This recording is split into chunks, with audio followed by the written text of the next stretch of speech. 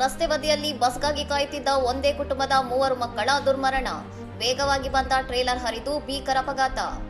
ಜೈಪುರದ ಅಜೇರ್ ಹೆದ್ದಾರಿಯ 200 ಅಡಿ ಬೈಪಾಸ್ ಬಳಿ ಮಂಗಳವಾರ ಬೆಳಿಗ್ಗೆ ಸಂಭವಿಸಿದ ಭೀಕರ ರಸ್ತೆ ಅಪಘಾತದಲ್ಲಿ ಬಸ್ಗಾಗಿ ಕಾಯುತ್ತಿದ್ದ ಕುಟುಂಬದ 3 ಮಕ್ಕಳು ಸ್ಥಳದಲ್ಲೇ ಸಾವನ್ನಪ್ಪಿದ್ದಾರೆ. ಜೈಪುರದಿಂದ ಅಜೇರ್ ಕಡೆಗೆ ಅತಿ ವೇಗವಾಗಿ ಬಂದ ಟ್ರೇಲರ್ ಚಾಲಕನ ನಿಯಂತ್ರಣ ತಪ್ಪಿ ರಸ್ತೆ ಬದಿ ನಿಂತಿದ್ದ ಕುಟುಂಬದ ಮೇಲೆ ಹರಿದಿದೆ. ಘಟನೆಯಲ್ಲಿ ಗಂಡ ಹೆಂಡತಿ ಸೇರಿದಂತೆ ಇತರ 4 ತೀವ್ರವಾಗಿ ಗಾಯಗೊಂಡಿದ್ದು, ತಾಯಿಯ 2 ಕಾಲುಗಳು ಮುರಿದಿವೆ ಎಂದು ಸಂಚಾರ ಪೊಲೀಸ್ ಅಧಿಕಾರಿ ಪುನಿರಾಮ್ ಮೀನಾ ತಿಳಿಸಿದ್ದಾರೆ. ಗಾಯಾಳುಗಳನ್ನು ತಕ್ಷಣವೇ ಆಸ್ಪತ್ರೆಗೆ ದಾಖಲಿಸಲಾಗಿದ್ದು, ಮೃತಪಟ್ಟ 3 ಮಕ್ಕಳ ಶವಗಳನ್ನು ಮರಣೋತ್ತರ ಪರೀಕ್ಷೆಗಾಗಿ ಎಸ್ಎಂಎಸ್ ಆಸ್ಪತ್ರೆಯ ಶವಾಗಾರಕ್ಕೆ ರವಾನಿಸಲಾಗಿದೆ. ಅಪಘಾತದ ತೀವ್ರತೆಗೆ ವಾಹನವು ರಸ್ತೆ ಬದಿಯ ಕಂಬಕ್ಕೂ ಡಿಕ್ಕಿ ಹೊಡೆದಿದ್ದು, ಈ ದುರ್ಘಟನೆಯಿಂದ ಅಜೇರ್ ರಸ್ತೆಯಲ್ಲಿ ಭಾರಿ ಸಂಚಾರ ದಟ್ಟಣೆ ಉಂಟಾಗಿತ್ತು. ये करीब 9:15 बजे के पास है। ट्रोला दिल्ली की साइड से अजमेर की ओर जा रहा था, तो साइड पर 3 बच्चे और एक दंपति खड़े हुए थे।